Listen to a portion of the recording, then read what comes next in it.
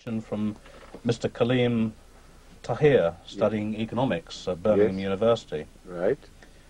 He says, in one of your addresses, whilst dealing with the subject of Western economic system, Hazur stated that the interest rate is in fact the root cause of inflation. That's right. Which is considered to be the biggest enemy by several countries in the light of the havoc it has wreaked in the past to some nations. Yet the above statement is in direct contradiction with the economic theory generally accepted today. Exactly. Could Hazur kindly shed some more light on this issue? And he, as a postscript, during his speech, due to the lack of time, Hazur was able to elaborate over this topic.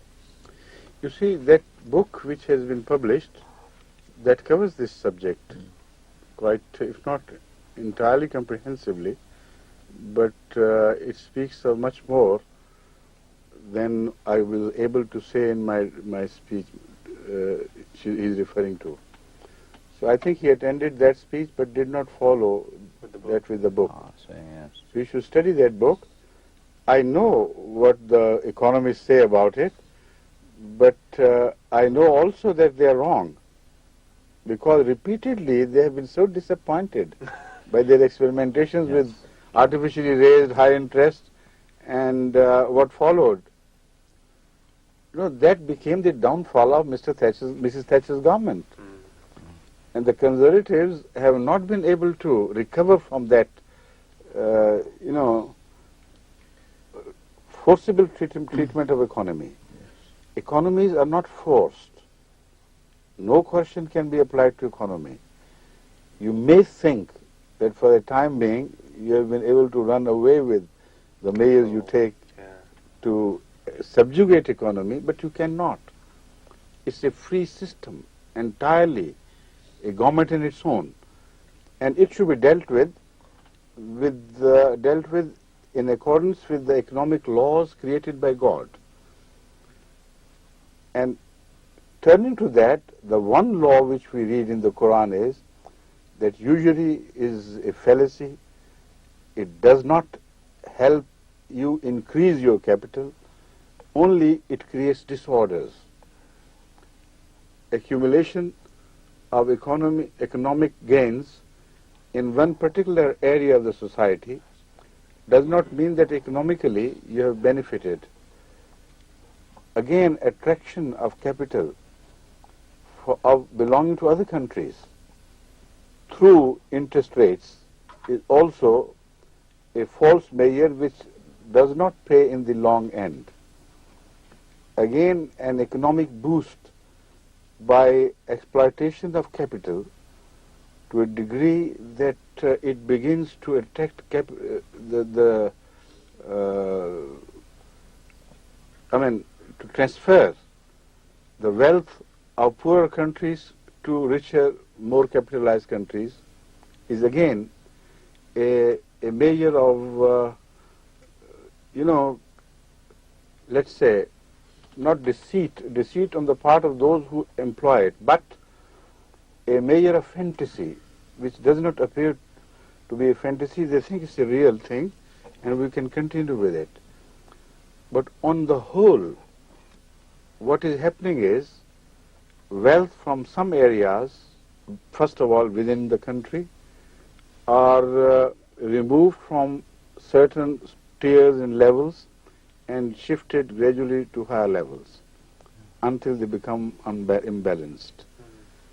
As such, they cannot survive for long. They are bound to tumble down the top-heavy economic system. Then they are given support by one-sided trade with the comparatively poorer countries, so that their blood is transfused into the richer economy. And this is exactly the opposite of what we have in nature. If somebody is dying of anemia, you don't transfer his blood to the one who is bursting with overmuch, red blood corpuscles. Like instead of having a 15 or 16 normal, sometimes they have 20, number of blood corpuscles. I'm just giving a figure which is more than 100%. So this is the economic treatment of the rich capitalist countries. To survive, they have to transfer more anemic blood into a wealthier society which is already, over much swelled in veins and arteries with blood and so on.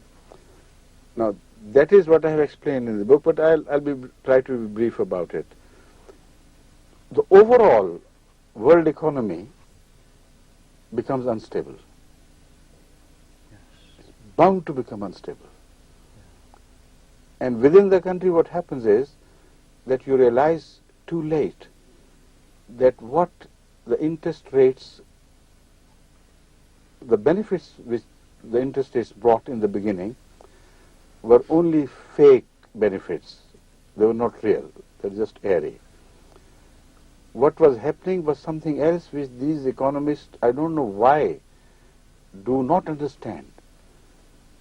I mean, they're highly organized scientific community, the financial experts, etc., and they should be able to at least project into the future and see what we are doing to our future and what is happening in the present. What happens in the present with relation to the future is that such a society as is made rich with the help of capital, again enriched with the help of interest, etc., this society is spending in the present what belongs to the future. And it must continue to do that, or ultimately it will tumble down. This is the aspect which I have tried to clarify in that book, and I think I thought I was quite clear about it, but I'll explain it to you now.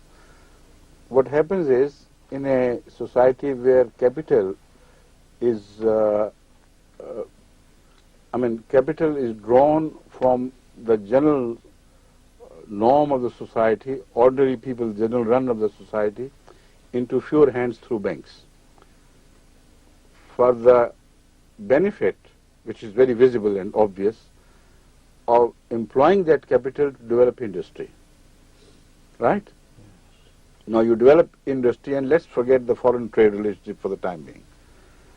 You develop industry, and to bring the prices low and to meet the challenges of the competition, you have to adopt certain measures by attracting people's attention and having them more mindful, more conscious of that artificial luxury which is created by the industry. Now, when I say artificial industry, that has to be explained. I know I have not made myself clear, but I'll give me a few minutes and I'll be all right. We can live with enough food, healthy food, decent clothes, decent living. But as these societies, which are supported by capitalism, proceed further, industry cannot survive on just producing the basic needs. It has to produce something more and extra and special to make the life more enjoyable and easier. So they go into the extras of life, which are not the essentials. And gradually, the extras consume more of your produce and income than the mere basic necessities. Yes. You see, now if you break down you break up the budget of an ordinary poor English family, you'll be surprised how unreal that budget has become. Because it's not spent on food and comfortable living anymore. It's not spent on holding the whole family together. It is spent on wine, drinking, and having luxurious televisions, etc., and access to such music as becoming very costly nowadays. So these extra expenses are a necessity for the industry to survive and a necessity has become an artificial necessity, artificially created necessity of the people to belong to the same age. They must strive hard to belong to that age. Now, how can they support such costly industry and such costly way of life? Not with the income they earn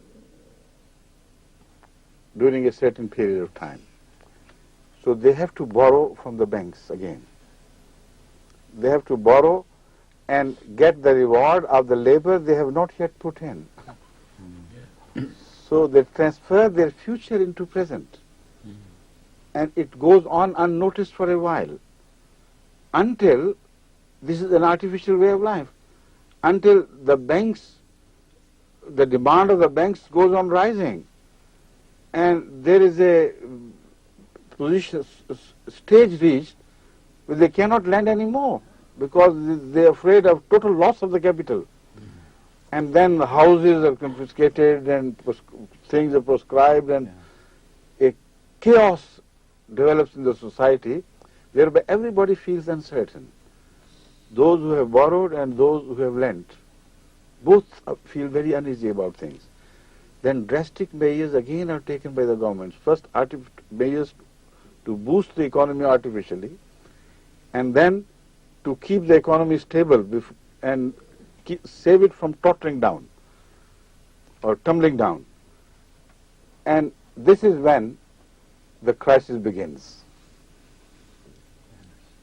And the basic cause always remains to be the capitalism.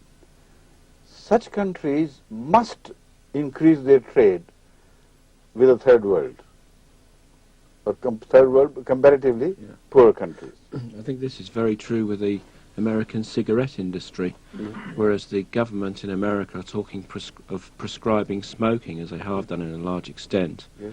And so the American tobacco magnates are very worried about where their income's going to come from. And so now they're diverting their production to third world countries, and they're using the same techniques for selling those products which have been outlawed in Western nations to hook people and catch people, because there are no restrictions. They're using those same methods to hook people. The same they are doing to Russia, which is the second world country now. It was the first world country before, and China, everywhere.